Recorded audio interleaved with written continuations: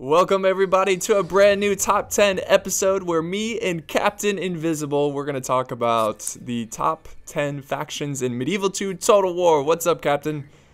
Hello, it's Captain Invisible here. Sorry, I'm just having a bit of a giggle. The intro's Yes, intro's been taking up some time. This has been like my 5th time trying to do the intro. It's been a while since the last top 10 series, and also I think the cool thing I should do with the top 10 is like bring a different person each episode, you know? So Captain, you are the special guest for this top 10, and Captain has been a long-time subscriber. He has a channel himself, so if you're like, Apollo, I just don't get enough Medieval 2, I need more, be sure to check out Captain Invisible. He's got a great channel, very good, a better player than I am, and he's got some cool tactic videos, so be sure to check him out. Now that is all debatable and very speculative of you, Apollo. Well, let's let the good people decide for themselves how. You know what? Screw this video. Let's face off right now. 1v1, 1v1 me, bro. No. Hey, I do have my my coupon for oh yeah, that's right. That's right. You helped donated for the Indiegogo. So. Yeah. So there may be still time for that, but yeah, we'll stick with the top 10 video for now, and you can see us draw blood at some other time. Another time, yes.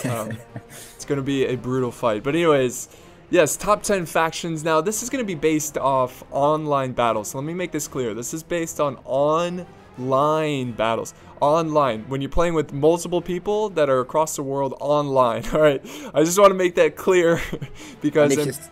And if you still don't understand what online is, buy a dictionary, look it up in the dictionary, ask your parents, ask your teachers, and then throw the dictionary away or use it as a prop stand because you're not going to use it ever again. Yeah, who uses a dictionary? Like, what the kind of person that reads dictionaries? Like, come on. Yeah. But anyways, come on, we've all got spell checkers now. I just know in the past 10 top 10 episodes, people are like, well, what about, you know, so-and-so, they start off in a really good position, or money doesn't matter. It's like, well, maybe for campaign, but yeah, this is going to be online. Also, it's going to be based on the rules. This is kind of like the standard rules in Medieval 2 Total War.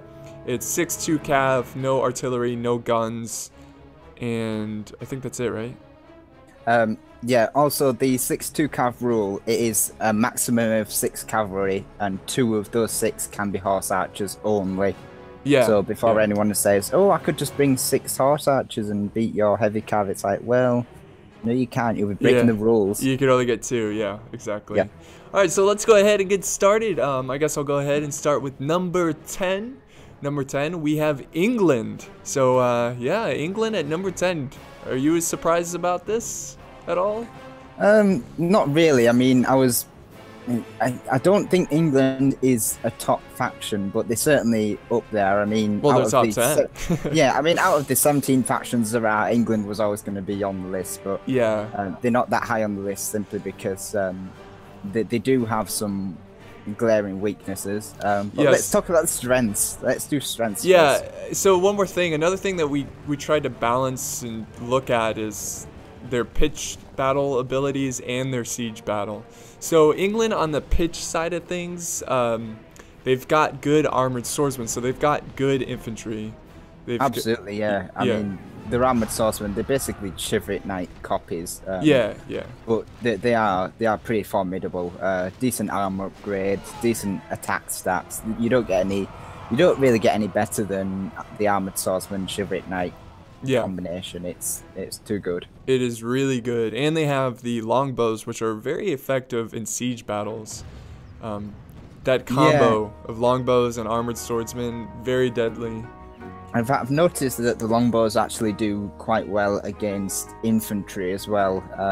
Sort of infantry blocks, if you get longbow fire on them at long range, they do decimate. Yeah. They don't do too well against. I mean, they are decent against cavalry, but not as good as crossbows. Right. I find crossbows better against cavalry, but certainly if you get enough longbow men down on an infantry formation, you'll see that infantry just disappear completely. Yeah, exactly. Yeah, they don't have that AP, or I don't think longbows have the AP, do they? Yeah, they've got armor piercing. Oh, okay. The one thing they don't have is they don't have as high as missile damage as crossbowmen. Right. So even though they've got the armor piercing, that armor piercing is only going to do so much before the unit's actual health ends up taking over. Yeah, that makes sense, because longbows, I mean, they're longbows, like, deadly weapon. So the cons of England, and the main reason England is at 10 and they're not like the top 5 or top 3 or whatever, is because they don't have crossbows. They lack pavis.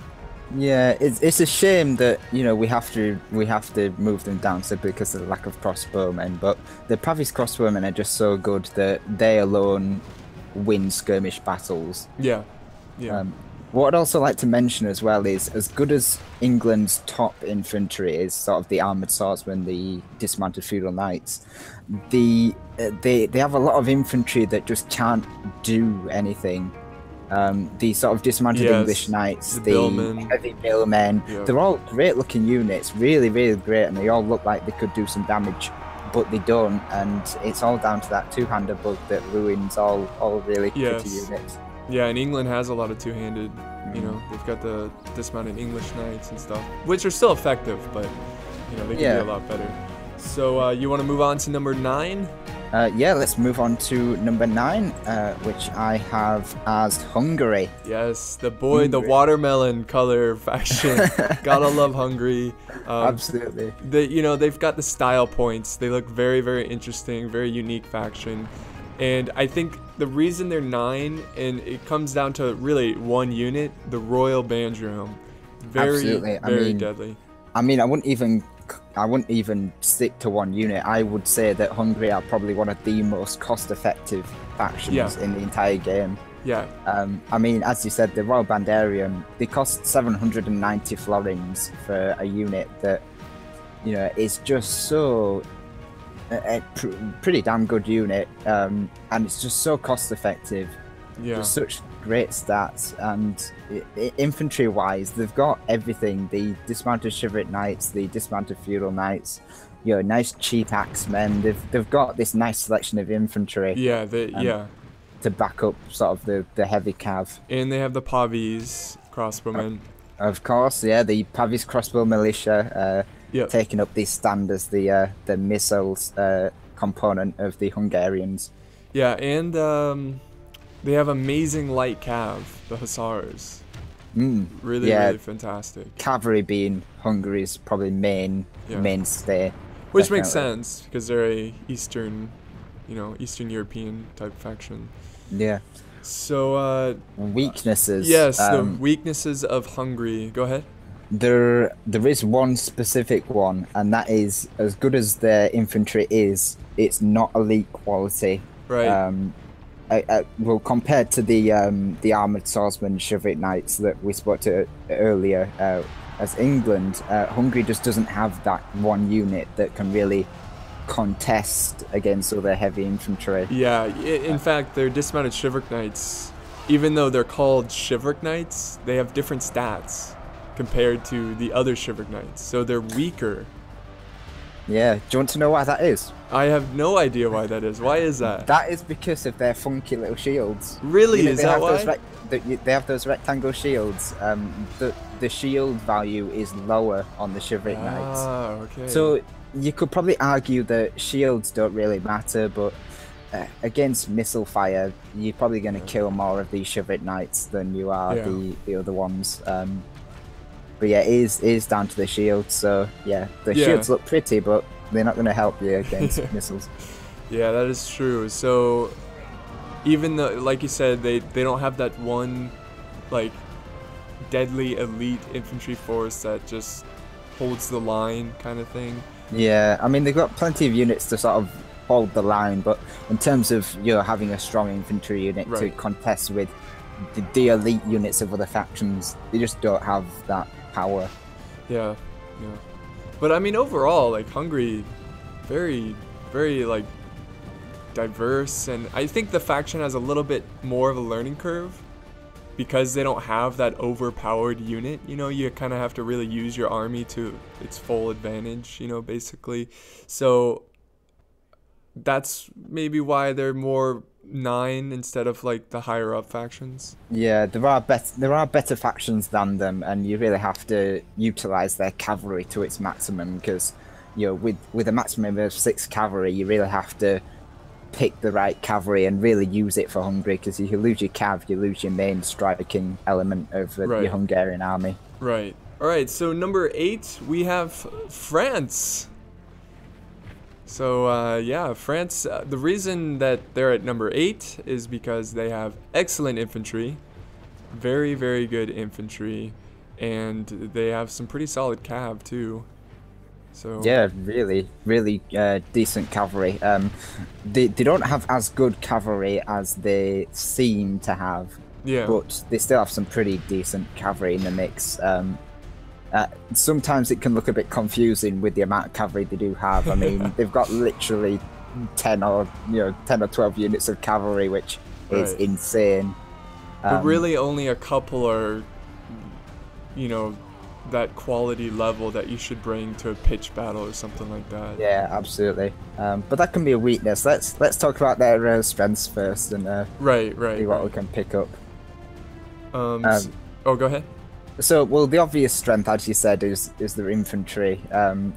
Again, they've got quite a few units of infantry that don't match up to par. But I mean, the chivalric knights and feudal knights are the be all and end all of infantry. It's the perfect duo. You know, just get 4 chivalric, 4 feudals.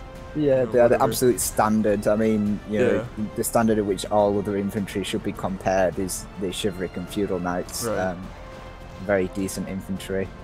And they have the Aventurier and Scotsguard, which are very, very excellent at defending a siege battle. So it's kind of like England's longbows, but the cool thing about the Scotsguard is they're pretty deadly in melee. And of course the Aventurier are also very deadly in melee. So yeah, excellent. So if you run out of ammo, you can just throw them in and have them, you know, hack down the remains of the enemy infantry. Really are quite excellent at getting stuck in and really fighting. Yeah. So you want to go ahead and talk about the cons? Yeah, let's go back to the cavalry cons. Cav. All right. one word, Lancers. Yeah. I mean, the funny thing is, all the cavalry are armed with Lancers, but the Lancers are not. Yeah. What is units. The main reason why the Lancer units, and that is the Lancers, and we're going to include the Gendarmes in there as well, because they are the other Lancer unit, is for the simple fact that they don't have shields, and shields are good for not only taking missile fire, but also are good for use in melee. And your cavalry is going to be in melee a lot versus other cavalry, and if that other cavalry has a shield, you go to swing, he blocks, and then he's going to stab you straight through the chest. It's going to be a bloodbath. Yeah. In fact, I just made a video with Lancers, and they're fighting Knights Hospitaller. And I was like, even though those Lancers are more expensive than the Knights Hospitaller, if you leave them stuck in melee, they're going to lose. And even if the Knights Hospitaller barely win, it was more cost effective. He could spend more money on upgrades and other units. So that's the issue with Lancers. Yeah, in terms of cost effectiveness, they are one of the least cost effective cavalry in the game. Probably second to the Gothic Knights, which we'll discuss later on. Yes. Also, they lack Pavi's crossbowmen, it's just in pitch battles, nothing beats Pavi's crossbowmen in the skirmish department. Yeah, absolutely. Also, sorry, going back to the pros as well. I think Bob will kill me if I don't mention this. They have in fact, they have the strongest pikemen in the game. Oh, yes, that's true. The Swiss pikemen are just unbelievable. I mean, let me just go onto their stats. 14 melee attack. 14 with their pikes out, jabbing. And they do jab fairly quickly. You're going to get 14 attack from that. And that is more than a chivalric and feudal knight. Yeah, and that's like, France really excels in siege battles because they can bring the pikemen, especially defending, you know, the pikemen, the Scotsguard, the Aventurier. Absolutely. So yeah, that one's for you, Bob. Yeah. Now you don't have to try and tear my head off later on. Yeah. Oh my god. What about the pikemen? Yeah, we have to mention the pikemen. So you want to do number 7? Yeah, let's do number 7. So for number 7, we have Milan. Yes. So the first of our Italian states. Yeah, Milan. Very, very cool faction. They're kind of like Hungary, as in they've got a lot of decent units. Like absolutely, a good, diverse selection. And yeah, they've as you said, this is similar to Hungary in that they've got such a diverse selection of units. The main focus points of them is obviously their missiles, the Genoese crossbowmen and the Genoese crossbow militia. Yeah, the boys from Genoa. Absolutely, being so formidable. You know, their mercenary reputation really does make for this game. Really are formidable crossbowmen. Yeah, yeah. You see Genoese crossbows. It's just like, well, I'm gonna lose the skirmish fight, so I got to come up with a new plan. You know, because yeah, you're dead basically. Yeah. Pavi's crossbowmen on steroids, I think the term is. Yeah, another great thing about Milan, like we said earlier, they have a diverse selection of infantry. They've got the men-at-arms, the broken lances, the feudal knights, and that's pretty effective in siege battles too, having that wide selection, because you can save your money instead of getting like 5 of a unit. So instead of getting 5 feudal knights, you can get 4 feudal knights and a broken lances, you know, or lancer or whatever. So yeah, absolutely. Yeah, go ahead. And they do make for some extremely defensive infantry as well. With their armor upgrades, they can just hold for a while. I mean, morale's a problem with these types of units, but as we'll probably mention next, they do get the standard, the Caraccio standard. So Caraccio standard. I never know how to pronounce it. Never pronounce it right, so don't ask me. The standard. The standard, yeah. So you can hold their morale quite well on the field and in siege. Yeah, and they have the Familia. I don't even know how to pronounce it. Do you know how to pronounce it? Familia Ducale, I believe Ducale? it is. I think that's Ducale, right. Yeah. I always call them like Duchao or something. Ducale, yeah. Do something ridiculous. But yeah, they're pretty decent cav. They're not like the greatest thing ever, but it's nice to have them as an option playing as Milan. Definitely. I mean, they're not too expensive. They're about as expensive as the Knights Hospitaller. They've got pretty decent stats. Yeah, 880. They've got really decent armor. Very, very good stamina, apparently. So they can definitely run them around the battlefield as much as you want, because they'll recover fairly quickly. Yeah. So the cons, I think it's very similar to Hungary. They don't have, you know, that amazing unit.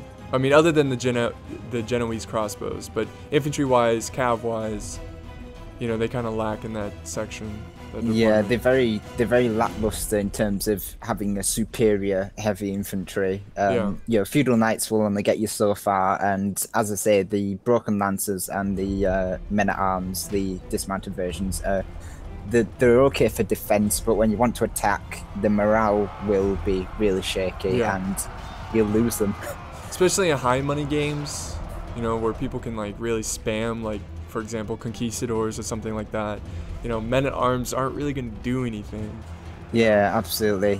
It will force you to bring a standard, and you really don't want to use up a slot with the standard when you've got high money games in tow.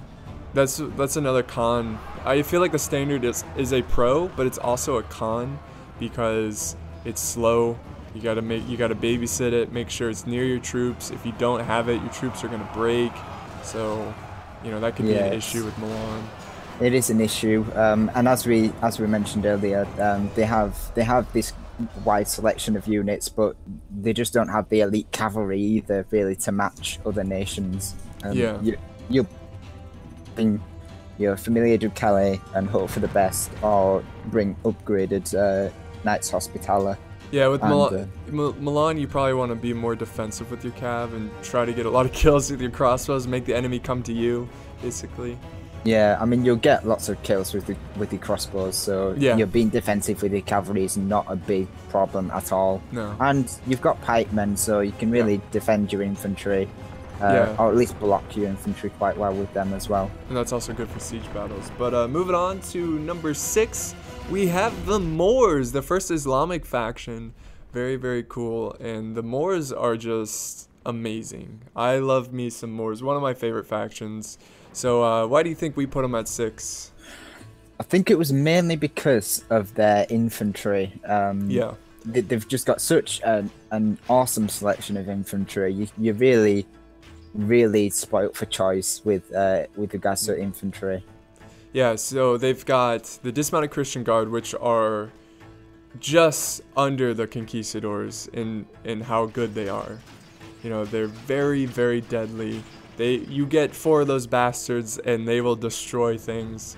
And of course they've got the urban militia, which you put a couple upgrades on them, they're pretty decent.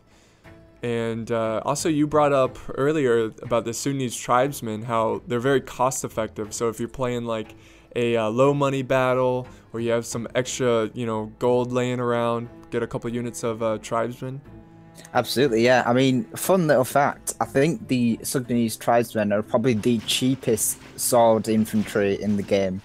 Wow. They only cost about 300 florins, and there's 75 men in the unit, so you've even got a slightly bigger unit to throw at your enemy. Yeah, it would be a great unit to flank around with, or maybe your lines are breaking a little bit and you need to reinforce it or something like that. Yeah, absolutely. And they get combat bonus in the desert as well, so if you're fighting in the desert, you've got a nice little unit there to add bulk to your army. Right. And certainly in cheaper, sort of lower money games, you certainly make up slots there. And another amazing thing about the Moors, their crossbows. They're peasant crossbows. Don't let the name confuse you. They're actually very elite. They're like the snipers of the battlefield. The range is amazing on those guys. Absolutely. I mean, I never got why they named the peasant crossbowmen peasant crossbows and the crossbow militia crossbow militia. I would have thought it would have been better the other way around, and having the crossbow militia as the slightly better version, simply because they would have had some training, but obviously not the top-notch training that the Pavis crossbowmen would have had. It really makes no sense, and I'm sure a lot of people just, then when they're first playing, they see it and they're like, oh, of course I'm gonna get the crossbow militia. I don't want peasant crossbows, like. But it's quite the opposite.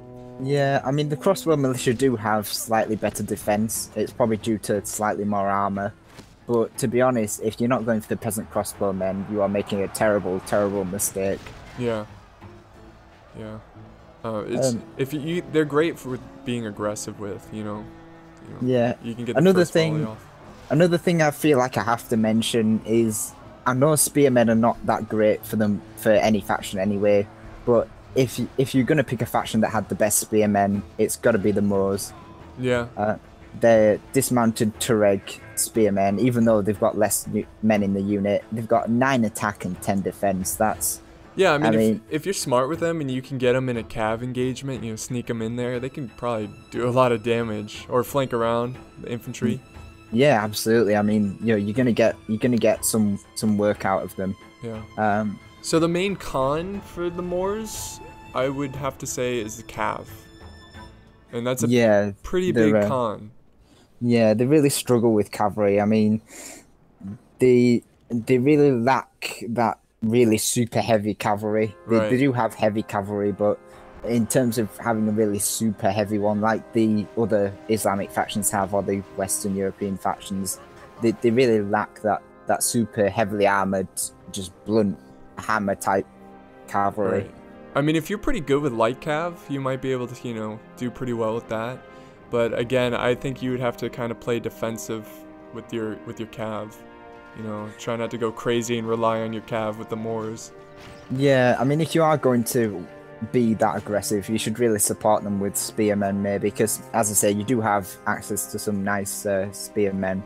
Right. But yeah, certainly more defensive on the cavalry. I mean, you can, if you are skilled enough, you can include the camel spearmen and hope that you can sort of rout the enemy cavalry simply due to the scare effect. But you're really going to suffer in a long melee with other melee cavalry. Yeah, definitely. And before we get on to the next one, if we were including guns, camel riders, deadliest gun mounted or like skirmish unit in the game.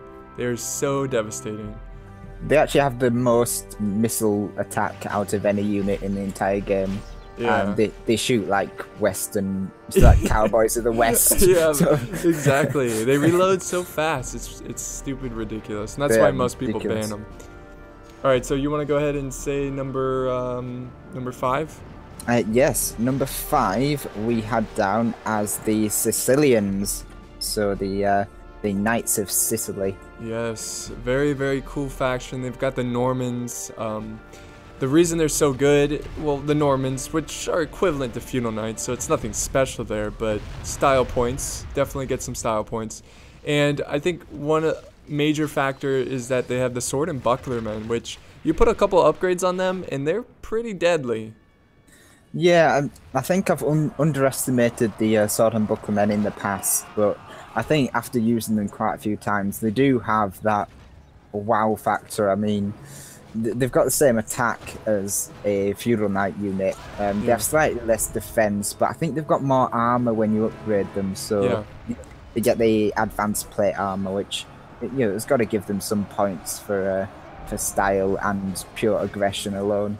Yep, yeah, definitely. And they have, of course, the Pavi's crossbowmen, which is, that's always like a reoccurring unit in good factions, just the Pavi's crossbows. And they have the very, very deadly Cav.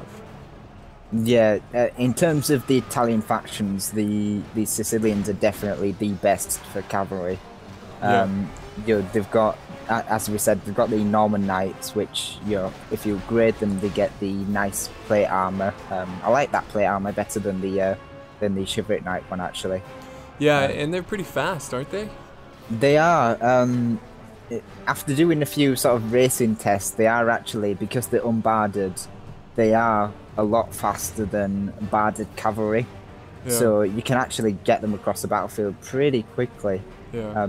So prepare for your Norman Knight suddenly appearing behind your back and charging into your rear lines, because it will happen.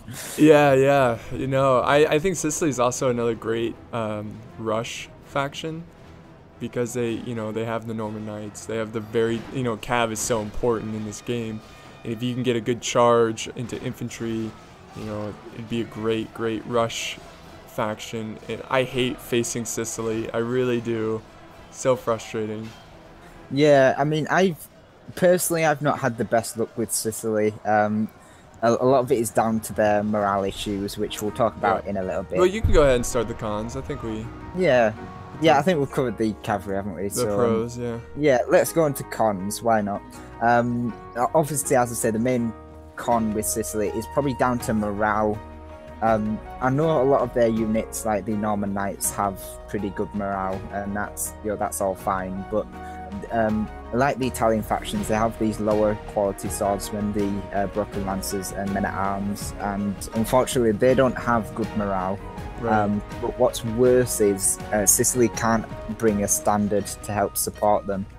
Yeah, that's a huge deal with Sicily, is just the fact that they don't have that standard and the morale. If you get stuck in very long engagements, it might not be good for you. If the infantry are just, over time, they will break. So you have to be careful with that. Yeah, I mean, as good as their unit roster is, I mean, they again are one of those factions that has a lot of variety in their units. Yeah.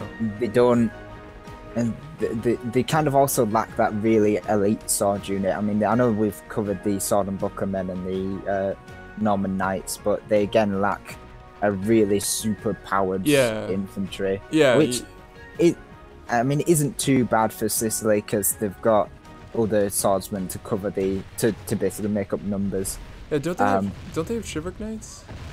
They only have mounted Chivalric Knights. Oh, they don't have the dismounted Chivalric Knights, which interesting. is a bit weird. I don't I don't quite understand. They're like that. talking to the Sicilian Cav. They're like, "Can you please fight as infantry?" It's like, "No, I only train on horse." Yeah, why would we join the peasants on foot? Yeah. No. You Norman Knights can, but we're staying on our horses. In fact, I think they're glued onto the horses. Yeah,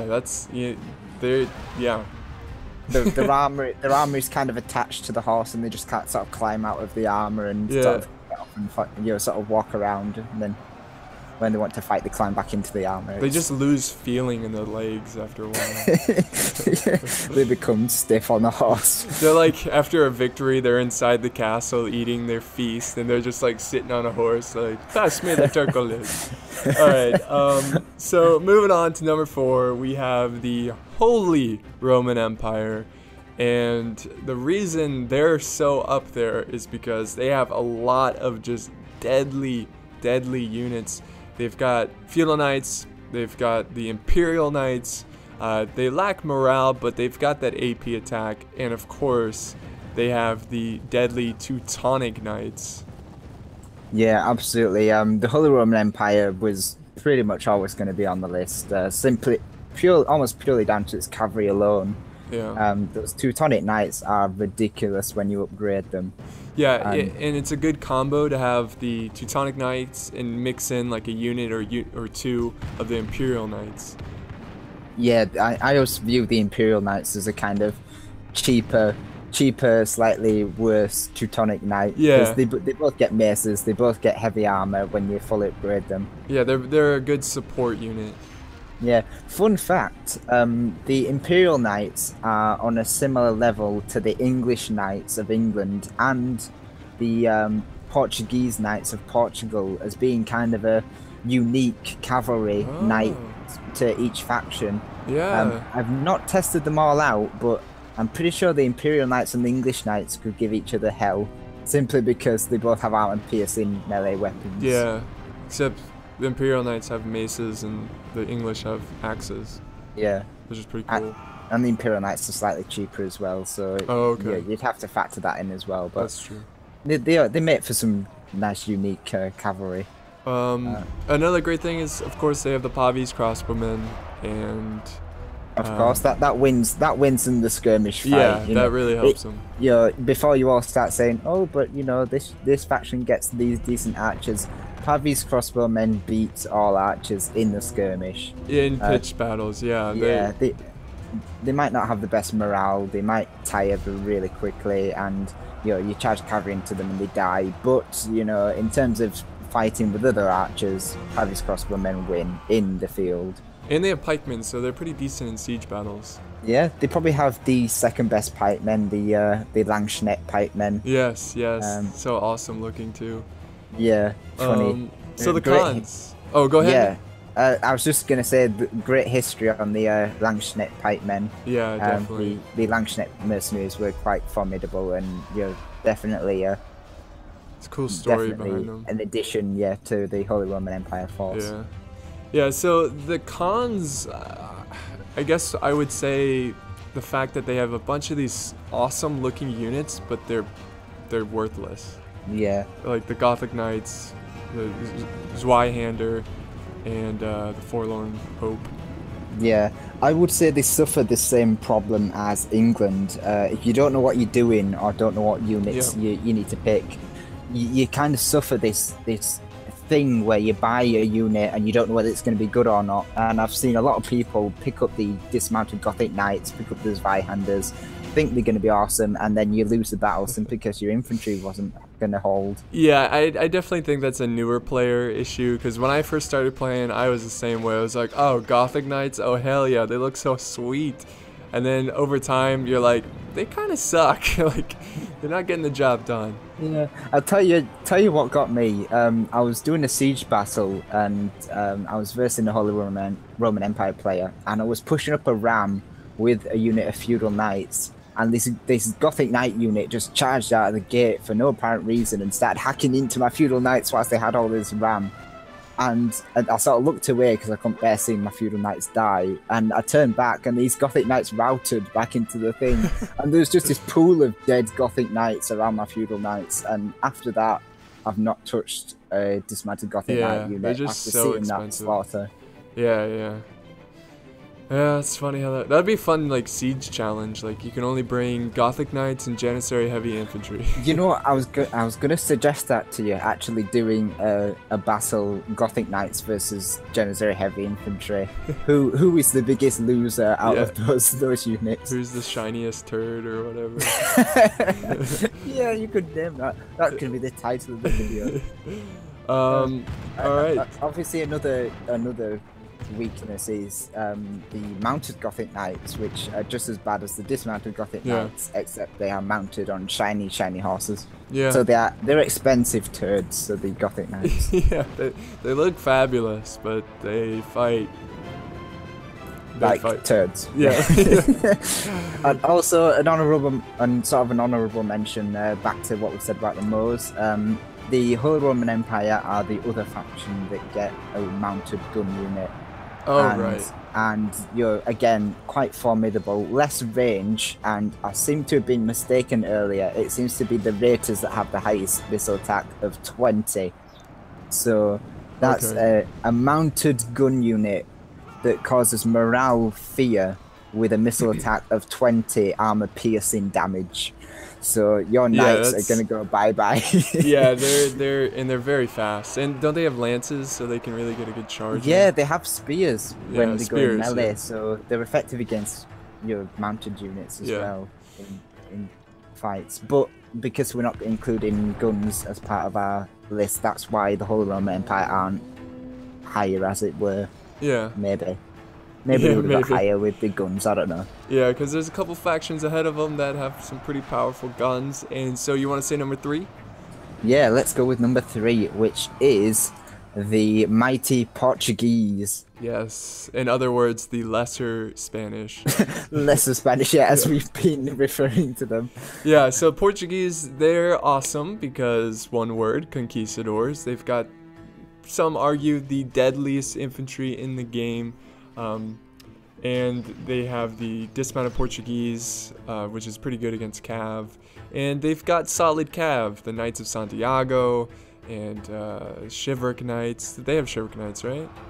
They don't have Chivalric Knights. Oh, they don't. They've only got the Knights of Santiago and the Conquistadors. Yeah, I'm confusing them with their neighbors. Yeah, their unique cavalry is the Portuguese Knights, which only cost 700, so they are pretty cost effective. Yeah, definitely better than the feudal knights. Yeah, for sure. Cost. And they also obviously get the Pavis crossbowmen, so they're gonna win out in a missile fight against anything but other Pavis crossbowmen. And if you're into pikes, like Bob is, they get the fearsome Aventuros, which I seem to be mistaken. The Aventuros are actually the strongest pikemen in the game. Oh, okay. Well, I'm sure they're close. Yeah, I seem to be making a lot of mistakes. They have an attack of 14 and a defense of 10, so they are pretty formidable pikemen. Wow. Yeah. Great for siege battles. Yeah, they are expensive though, and they have a stupid name, so I can't pronounce them at all. But I say Aventuros, but I've heard people correct other people and say that's not how you say them. So I just say a word and hope for the best. But yeah, they also have the Pavis crossbows, which is really great, and some pretty nice Javis as well. Yeah, that's great for siege battles. The Javis, I don't think Javis are that effective in pitched battles, just because you really got to babysit them, and you know, Nafatoons, they throw their pots and it's like boom, like, destroys morale. That works. Yeah. But Javis, it's like I might kill a couple here and there, and the enemy doesn't really mind. So yeah, you won't get as many kills with them in the open field. They're just too vulnerable. But I've used them in siege, and they do pretty well in siege battles. Yeah. So you want to talk about their cons? Yes, they're as good as they are. Portugal, they do have some severe cons in terms of their unit roster. Yes. The main one I see is the fact that the as good as the Conquistadors are, the next unit they've got is the Feudal Knights, and the problem with these Portuguese Knights is the two-hander glitch just really affects them really terribly. So after you've used your Conquistadors and your Feudal Knights, you're not going to have an extra unit until these sort of swordsman militia, which they're okay units, but you know they're not Spain quality. We'll talk about Spain later on, but the reason we say they are a weaker Spain is simply because they lack Spain's sort of solidarity in their unit roster. Right. Yeah, but they are very similar. Absolutely. They also lack the really strong cavalry. I mean, they've got the conquistadors, they've got the Knights of Santiago, but they lack that really superior cavalry. I think the Knights of Santiago are possibly Knights Hospitaller quality. I'm not too sure. I've not tested them in a battle against each other, but yeah, I think they're basically Knights Hospitaller copies. Yeah, definitely. So, yeah, the only other thing I think I'd like to mention is the funny thing about them is they lack the sword and buckler men. Yes. And yes. I know a lot of people think they've got the sword and buckler men, and it's funny that when you actually go on the unit roster list, they don't have them, which Spain do, and so does Sicily, but for some reason Portugal don't.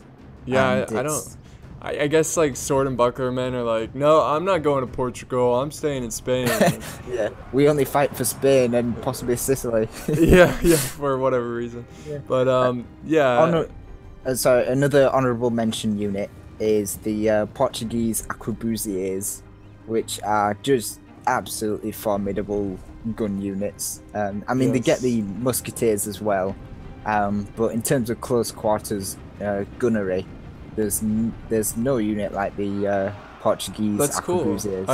I've never really tried them, so that's a cool.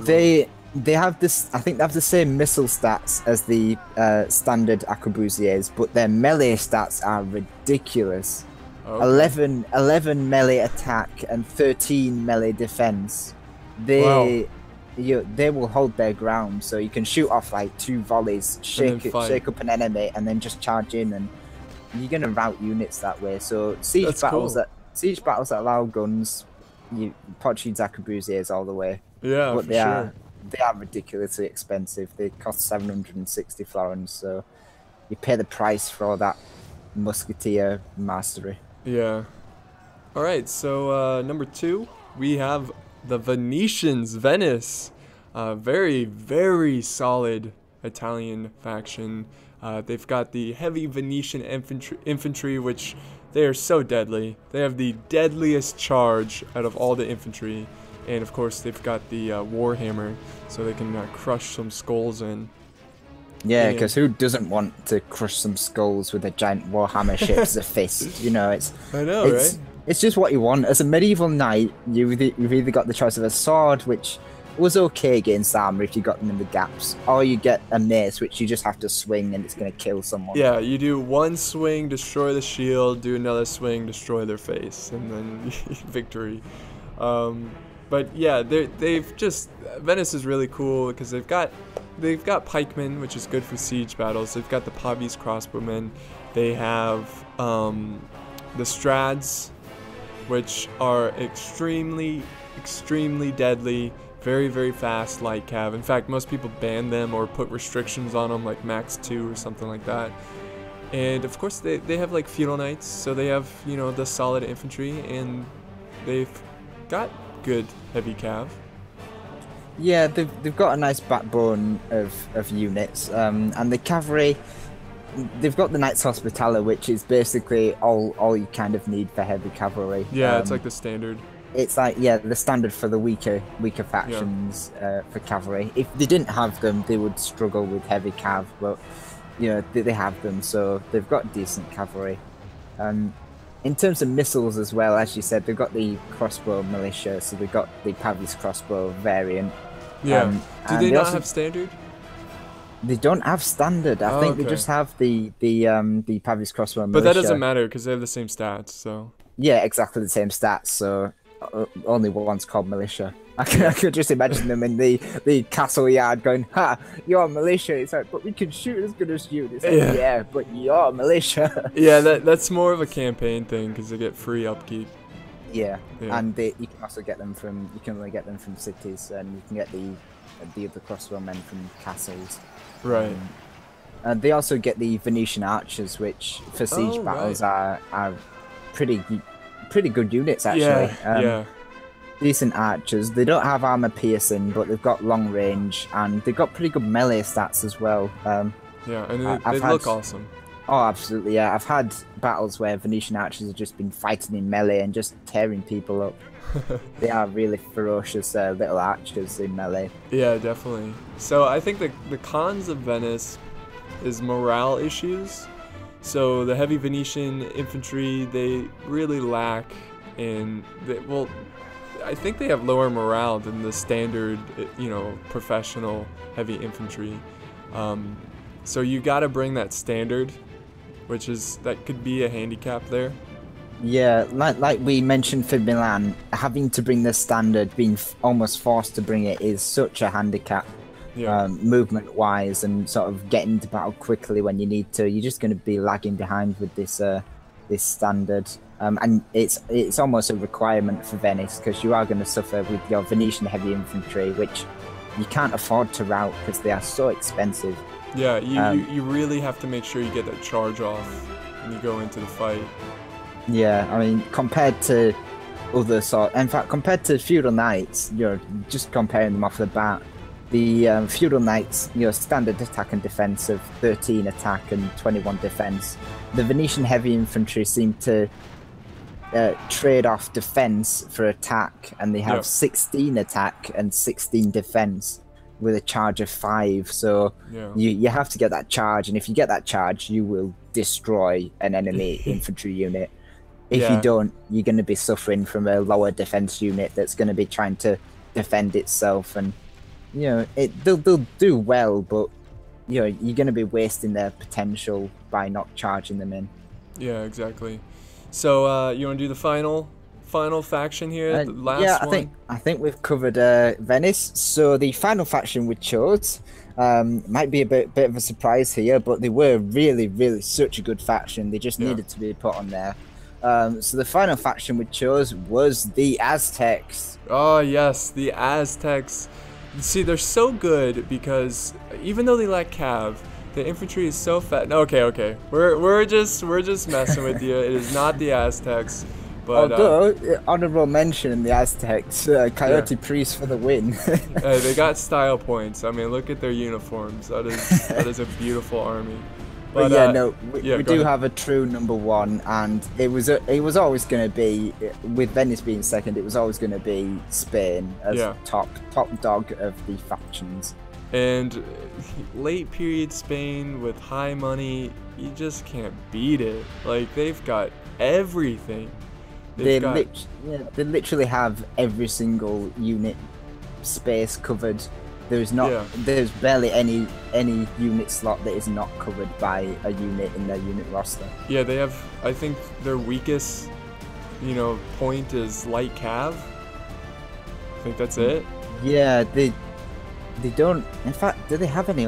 You know what? I've got their unit roster open, and they don't actually have light cavalry. So well, there you go. That's a low point. I mean, they do have the Genites, but they're more javelin cavalry. So if you want light cav, you could bring the Genites. But yeah, that's true. Yeah, light cav they are lacking, but everything else they've got covered. Yeah, they've got the Pavis, they've got Chivalric Feudal, they've got Sword and Bucklermen, and of course for cav, they've got the Templar, Hospitaller, or Knights of Santiago. No, they've just got the Knights of Santiago. Yeah, same thing. And they've got, of course, mounted chivalric knights.